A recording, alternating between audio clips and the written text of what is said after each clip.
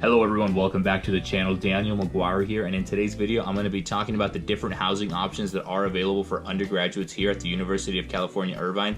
I'm going to start with the underclassmen and then work my way to the upperclassmen. So let's get to it. Now, if you're an incoming freshman to the University of California, Irvine, you do have the option to live on campus in the dorms, and I would highly recommend this because you are going to have that sense of independence. You're going to be in charge of yourself. When you go to bed, when you eat, when you clean, when you do your laundry, that's all going to be you potentially for the first time ever.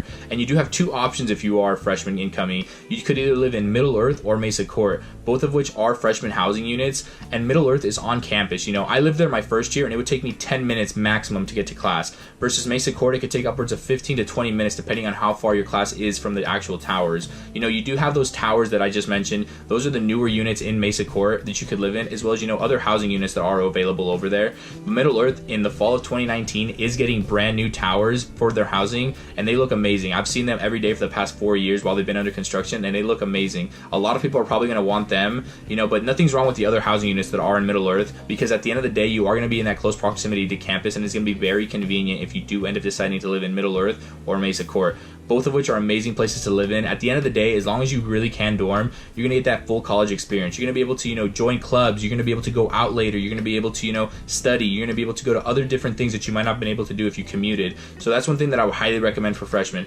is to dorm and to really just choose what you want to do. If you have a friend coming in, dorm with them and then see how that goes. Have a double. Other parts of the campus could have a triple or a quad, so just really be wary of that.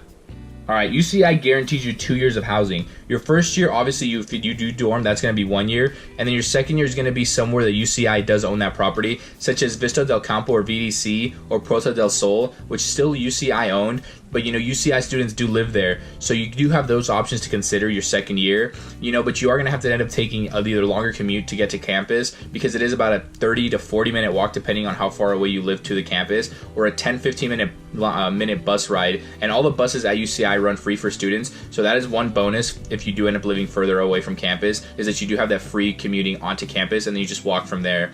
But that's one thing to consider for your second year, because a lot of people at that point, they kind of expand out their options, get more bang for their buck and go further outside of the actual immediate campus area. So that's one thing that you really want to be wary of it. But then again, you do have to consider parking, which I discussed that in my last video, pros and cons at UCI. So go ahead and check that video out if you guys haven't already. And let's get into the third year.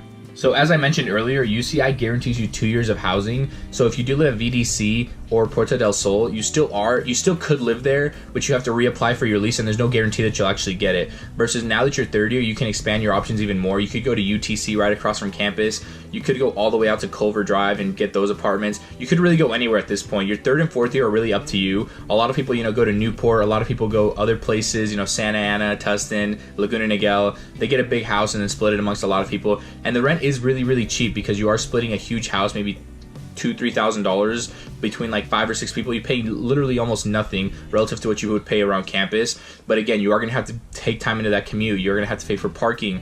So really another few things to consider there if you really do want to expand out and then go to other parts of the Irvine area and the OC in general.